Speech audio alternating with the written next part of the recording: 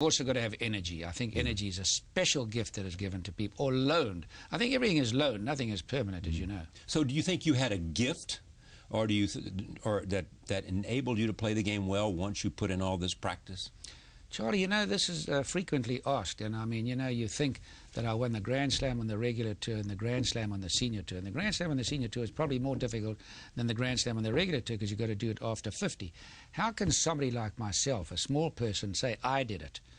I never do that, because we all have different beliefs. I believe it was a gift that was loaned to me by the Lord. I believe that. And you know, why should he give it to me? I don't know, but it was a gift, because I can't be that good. It's just something that is, I really believe, is loaned to you. And it can be taken away just as quickly as we've seen it throughout history. Superstars, many of them, champions that couldn't play tomorrow for a while. So what happens to them when that happens? I don't know. How can a guy win the British Open, then, you know, yeah, well, I mean, never again really win a major tournament? Yeah, people have won several majors and took 10 years to come back and things like that. So what happens to the game? You know, Charlie, we don't know. You know, I'm in the racehorse business and the golf business, and I've studied genetics and I've studied golf for, you know, I've been a pro now for 58 years, and I know a hang of a lot about nothing. That'll get you a long way. Did you pattern your game once you began to play after anybody that was playing the game? Ben Hogan. Really? I thought Ben Hogan was the best golfer I've ever seen in my life. The best striker of a golf ball. He never played on decent greens. Better than Snead as a striker? Over the years, far more control than Snead. Far more, yes. He hit fairways all the time. Snead never won the US Open. It was Hogan. That was in his prime. When he got in the US Open, he was the king. He never missed fairways. Yeah, but I always thought that Snead had the sweetest swing, people said. Most natural golfer probably that ever lived. But Ben Hogan, I think, is the best striker of a golf ball. He didn't have jets. He didn't have $1 million prize money. Yeah. I mean, he won $750,000 in his life and his career. And he went to war for 5 years, and he had an accident for 2 years. What would have happened if he never had that? How many majors would he have won? It's like Rod Laver in tennis. Won 2 Grand Slam events and wasn't allowed to play for 5 years because he was a pro. Right. So he would have had the all-time record. I mean, probably. I really believe Rod Laver would have. Yeah, I mean, McEnroe, those guys still think Rod Laver is the best. Well, when you think he wasn't allowed to play in his prime for 20 majors, makes you think. So after you admired Hogan, when you look today, who has Hogan's swing? Rory McIlroy, Jason Day has magnificent. There are a lot of them. I mean, you take this young Schwartzel from South Africa who just won the Masters. Louis Oosthuizen won the British Open. There are a host of them. And anyone can come through. There again, you don't know who's going to do it. Ricky Fowler, you don't know who's going to do it. What is it that we don't know about winning a Grand Slam? A lot of men and women on our side with enormous talent don't get it. They have enormous talent. Probably people as talented as you have never won a Grand Slam. I played with people that were better than me, okay? And so why did you win and they didn't? I think it's because of a passion, of a desire of never giving up, and but I think the key word, to accept adversity. I think that's the big thing. You, in fact, said that you knew, as hard as you wanted to win and as hard as you tried to win, if you didn't win, you never thought it was the end of the world. No, that's right. And I believed I was going to win every time. I think that's the big thing. Even with Nicklaus and Palmer, you thought you were going to win every time? I really believed that. I really believed that. When you teed it up on the first tee, I'm going to win this tournament. I played Nicklaus in the World Match Play Championship over 36 holes in the final and beat him 6-4 and then 5-4 the next year, head to head, 36 holes, because I believed I was going to do it. Nobody else did, but I believed I was going to do it. And if you believe and you visualize it, it can happen. Exactly. Now, he would hit the ball how much further than you off the tee? Oh, 45 yards. Is that right? Yes. But I could play bunker shots better than he could. Oh, of course you can. And I could play wedges better than him. Well, you can play bunker shots better than anybody. And I could play chip shots better than he could. You agree with this? As somebody said that Gary Player can hit a shot out of the bunker better than anybody ever played the game. Oh, I don't know about that. It's not for me to say that. We've got to look at the record book. And how is Arnold different than Jack and you? He fell out of bed with charisma. And, you know, everybody loved Arnold. I loved Arnold. Jack loved Arnold. We played against each other. We wanted to beat each other very badly. But we had great love for each other. And, you know, when I think of what Arnold did for the game, it's unbelievable. And so for Jack. But he had charisma, and we had time for people. You know, it wasn't this commercial big money business. It was a different life. You'd stay at people's homes at a tournament. Yeah. You know, I don't think anybody, very seldom is that done today. So really, you know, Arnold has been a great Did you great say, credit. in fact, that this has been attributed to someone, it may be you, that all of us ought to give 25% of our earnings to Arnie because he changed the game in terms of its potential endorsement ability? Well, he did, because the game was probably on the wane to a certain degree, and here comes this charismatic man, and he goes to Britain, and he had this he had it. How do you explain it? You know. But you also changed the game in giving it an international dimension.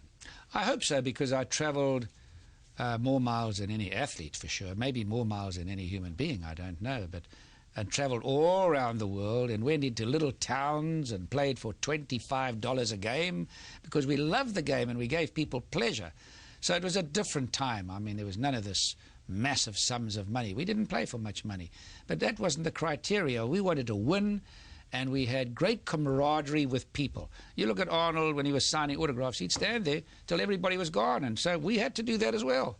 Fitness for you was everything. Tell the story of your brother who's going off to World War II, and he says to his younger brother what?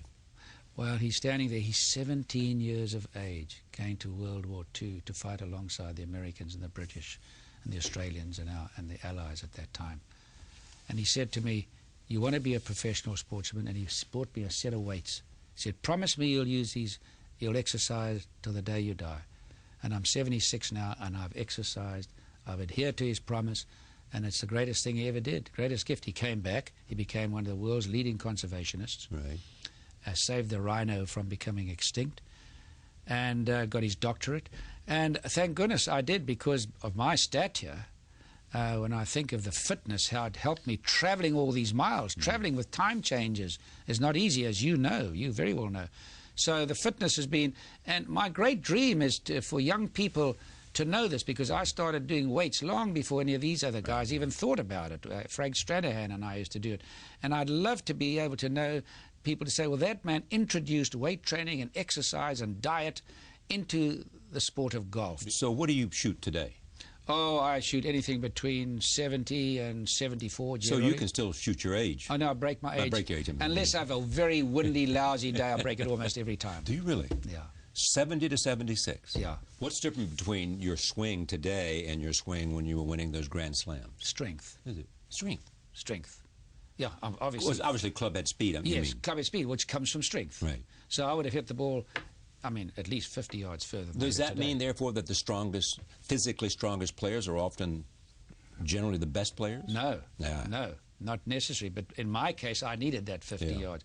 But if you look at the two of the best players in the game today, Tiger Woods and Phil Mickelson, right. If you look at their stats on driving, they don't hit many fairways. But they've been right up there, winning all the majors, because of the short game. And this is what members misunderstand. Everybody's, you know, they've got this dream and this idea about hitting the ball a long way. The thing that wins golf tournaments, putting, chipping, bunker shots, wedges, and putting. Why is it that even pros can't make 3-foot putts? Well, because the hole's not very big. Look, sometimes, you know, under pressure, it looks the size of a Bayer aspirin. Does it really? Oh. Now, what would you say to yourself if you were under pressure and a Grand Slam event was at stake? Yeah. And you have a putt that will make you either the winner or the runner-up? Which I had on many occasions. Indeed. So My what would you say to philosophy is, yourself? I can either make it or I can miss it. But I've practiced hard. The odds are I'm going to make it. Yeah. It's the right attitude, isn't it? Yeah. Don't you think attitude is a big thing in life? Of course I do. Yeah. And it's something you've got to work It's always half full for me. Yeah. So today, if Tiger was playing with Jack at his best, who would outdrive the other? Be the same. Really? Yeah, I played with them both and studied that. And that's what, about 300 yards or more? Oh, you're around the 310, 320. Right. Both of them. Oh, yes. But, you know, people forget. It's really not fair to make comparisons between different eras. You can only say so and so because the equipment's the different. equipment. I mean, the golf ball today. I mean, Callaway. I was just down at Callaway. They've got a 5-piece ball for the pros, a 3-piece ball for the amateurs. Things I never dreamt of. Yeah. Drivers, you want to draw the ball, they've got a draw bias.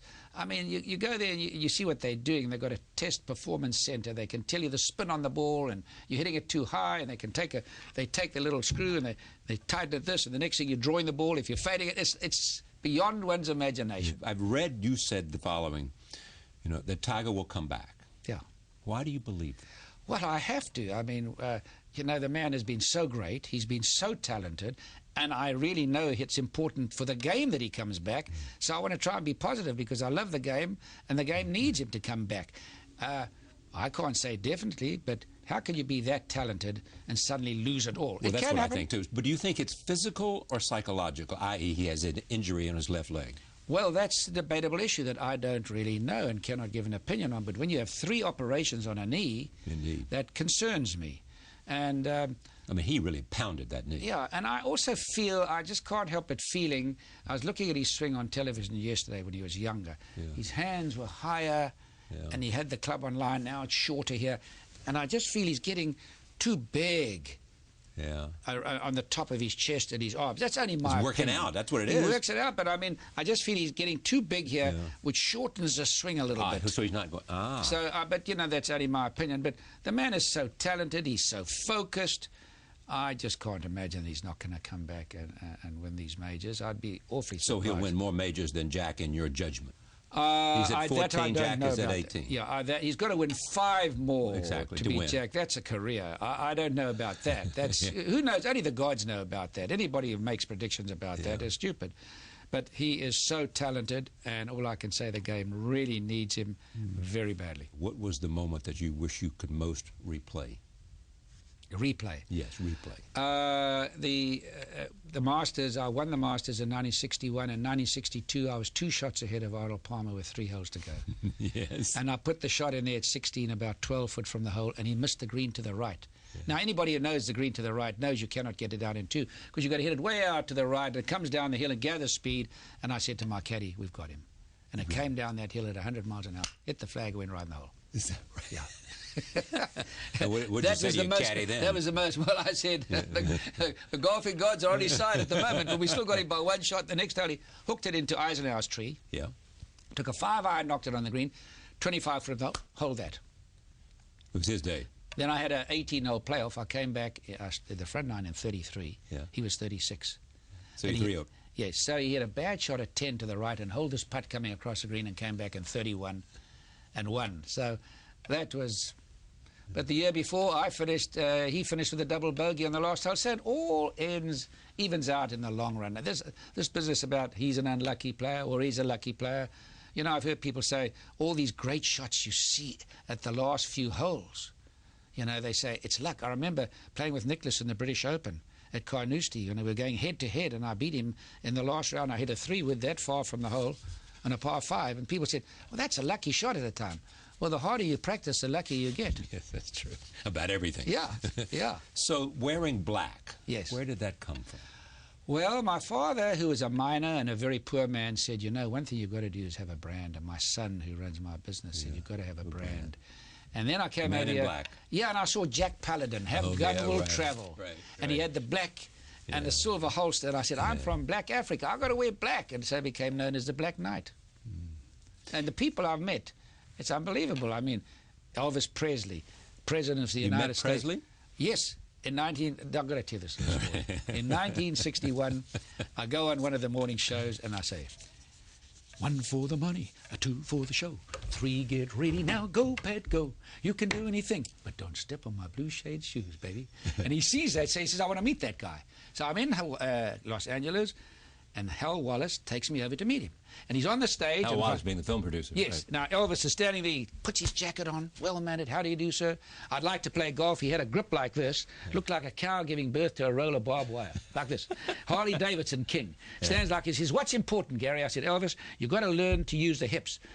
I said, you've got to wind up and unwind. He says, the hips. I said, yes. He says, baby, you're talking to the right man. He says, man, the hips...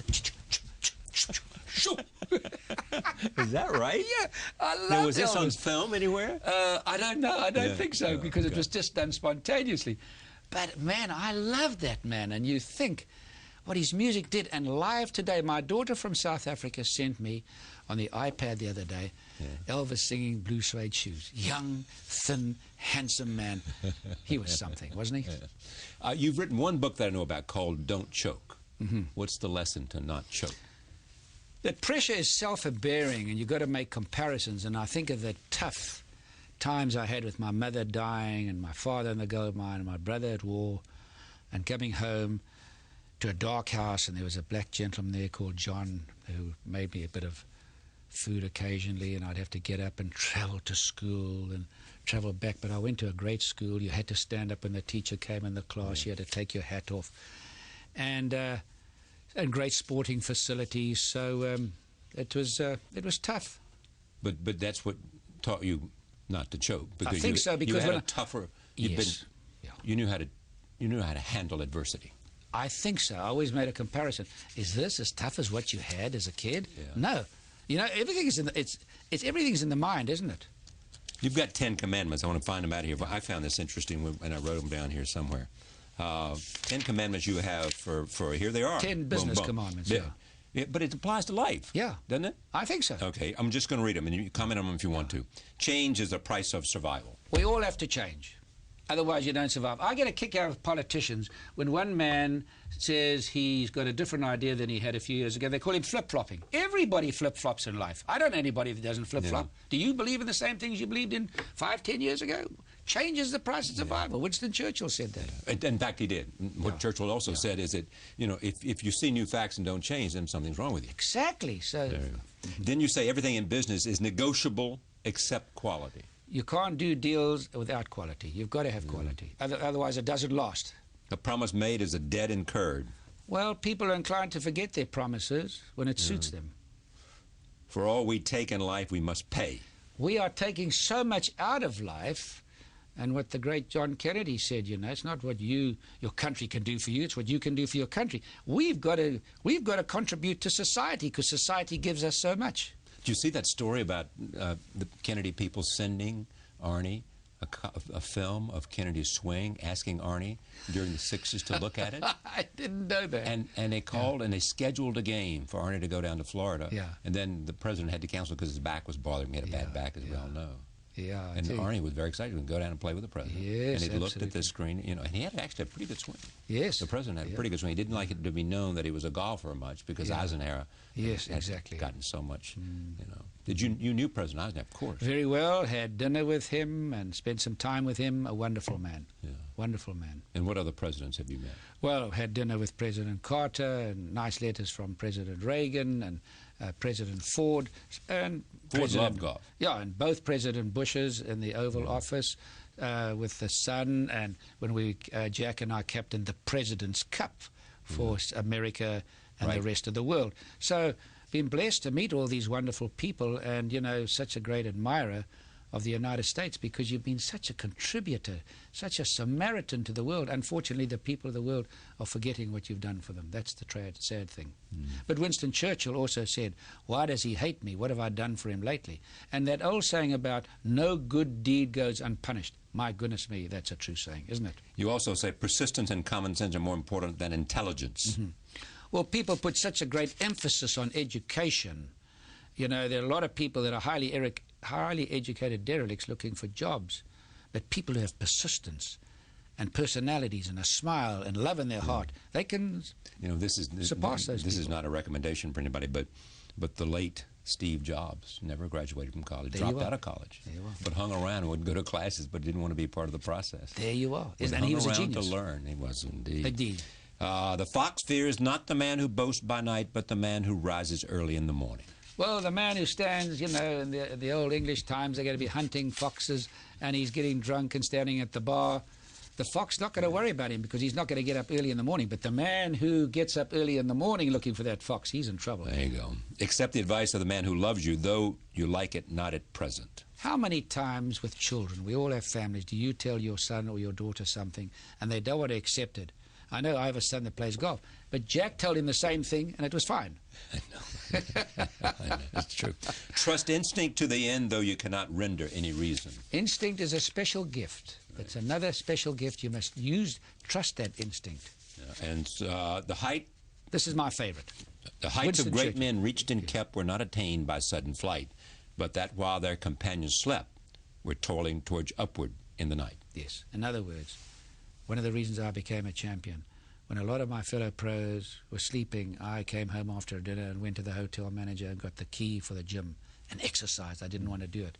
And the thing is, the height that great men reached. Right. Many people reach a pinnacle in golf, but they don't keep it. You never hear of them again. You know, reached and kept, were not attained by sudden flight. It just didn't happen. You had to have dedication, you had to have application, and dedicate your life to do that, to maintain it. There is no substitute for personal contact.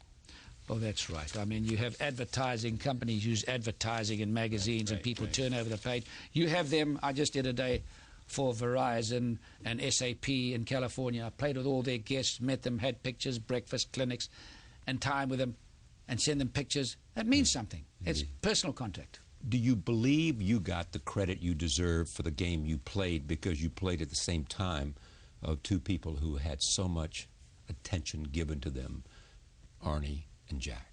I do believe so, because remember, I was an international player, and they look at the records in golf and they put it in perspective, and they say, okay, let's look at the records. And I was given, having longevity in the sport, I was given a lot of credit. I have no beefs about that, and I don't blame the American people for putting Arnold and Jack before me. That's understandable, and I accept that. I mean, that's something that... Apart from them, do you think you've gotten full credit for what you achieved on the course? I think so, yes, because the record book can't lie. The record book doesn't tell lies, and if you look at the number of majors and the years, it doesn't tell a lie. Tell me the people whose game you admired over the years that you have played with. Like Ballesteros? He was a scrambler. He was very much a scrambler.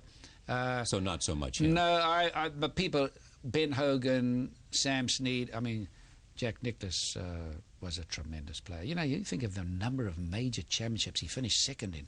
Now, imagine if Tiger had the 18 majors on the board and Nicklaus was coming back and saw that's where the goalpost is. Nicklaus would have won probably 22. He would have worked harder to achieve that. Nicklaus was a hard worker? Reasonable. I wouldn't say he wasn't a Hogan. Here's what he said about you, though. He said pound for pound. You weighed, at your best playing weight, about 150. Yeah, around about there. What do you weigh now? 140. Is that right? Yeah, because I don't eat the same. I'm on a completely different diet now. Yeah. You eat what, fruit and vegetables? I'm very much a vegetarian, 85% vegetarian. Really? Yeah. You have a campaign against childhood obesity. You think it's ruining us? Charlie, this to me is the most important question you've asked me today. Childhood obesity is one of the most serious things on the planet today. We talk about wars, economies, and things like that. Almost between 23 and 30% of the United States youth are obese. How can America afford? How can other countries where their children are also becoming obese? Not China, not Japan, although they're starting. Wealth breeds bad health. How can governments afford to pay for this? Diabetes, my one son is a diabetic. I'm telling you, it is so serious. It's coming at us, the diabetes, the high cholesterol in kids of 8 and 10 years of age, like a tsunami. And the parents have got to see they eat more vegetables. Some of these kids, Jamie Oliver came from Britain, said they didn't even know what cauliflower, spinach, and cabbage was. Right, he did. So we've got to, as parents, we brought the children into this world. We've got to start getting them to exercise. Come home from school, sit in front of your computer. But make them go outside, make them ride their bicycle. Buy every kid a bicycle. So you can come and sit in front of their computer after you've ridden your bicycle or done something. We've got to do that. Yeah. Tell me what your fitness routine is today. What have you done so far as we tape this at 6 o'clock? Okay, well, today I had to get up early to come. What's early? I got up at 5:30. Yeah. And so what do you normally get up at what time? Right about that. That's what I thought. Yeah, it varies a lot, but depending where I am and time changes. Right. But I try to go to the gym as many days as I can. I was in the gym 2 days ago. I did 1,000 sit-ups. 1,000? 1,000. And I got on the treadmill, and I did the weights. I did my neck. I exercised my entire body. What do you do to your neck? Well, I give it, because as you get older, your neck gets stiff, so you've got to do that, and you've got to do the dynamic tension, and you've got to exercise every muscle in your body. Otherwise, it just goes like that. And you look at the average man of 70 today. He's existing. He's not living. So we've got to change our philosophy. Okay, so you do sit-ups. What else? And you do the throat. I do wrist rolls. Yeah. I do all kinds of stretching. Do you still bench press 300 pounds? No, I do bench pressing just to loosen me up, just toning here. Just so you don't want to get too No, not too muscular. big here and golf. Yeah. And then I do running on the treadmill. I do. What do you run? 3 or 4 miles? Yeah. And then I end up with a lot of speed. Yeah. A lot of speed to keep the muscles waking up. Don't let them go to sleep. Because they go to sleep very quickly. Exercise is like reading for the mind. So if I wouldn't do this, I'm not going to do this because we don't have the perfect studio to do this. But if you're doing one of these morning shows and somebody said to you, do 1,000, get on the ground and do 1,000 push-ups. Sit-ups. Sit-ups. Yeah. No, push-ups. I couldn't do 1,000 push-ups. No, I couldn't do 1,000 How push-ups. many could you do? I don't know. You could do 100? I could go close to that. I've never tested myself to do. I just do maybe 50 in the morning when I do. But just you to do keep 1,000 sit-ups. 1,000 sit-ups, yes, and I do them in all different ways. You do it with an 80-pound weight. It used to. Yes, sometimes 100-pound weight I do it, and then I'll get on the ball and I'll do it. I do it all different ways, because you've got to keep this. And if I can show you this without boasting, that at 76, it's like a plank, man. See. Some of these guys today, they eat so much they haven't seen their knees in the last 5 years. Yeah. So you're that hard, huh? Yeah, I work out hard. I work out hard. But that doesn't mean to say you have no illness, nothing. Well, who knows? I mean, I just noticed you notice little marks on your skin. So you'll go see your dermatologist. No, you never know in life, do you? You can never guarantee health. There's no guarantee. How about vitamins? Do you eat any vitamins? Not a big vitamin eater. Have some, but not a big vitamin. If you eat properly, the right foods, they contain the right. And your doctor says your arteries are clean. He's with my cholesterol, my sugar, and things like that. Yes, heartbeat. Now, does diabetes run in the family?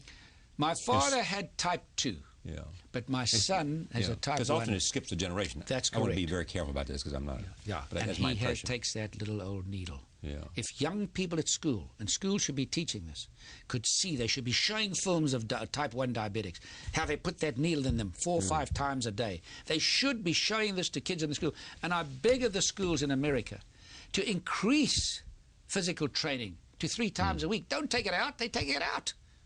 I was invited by 7 congressmen, or through Callaway Company, to address 7 congressmen. And I said to them, please increase the exercise in your states and your schools, and make sure that they're given good food. You've got to admire Mr. Bloomberg, what he's trying to do in this area. Indeed. You've got to admire Mrs. Obama, what she's done. Right. It's childhood obesity. Childhood obesity. You're 76. Yeah.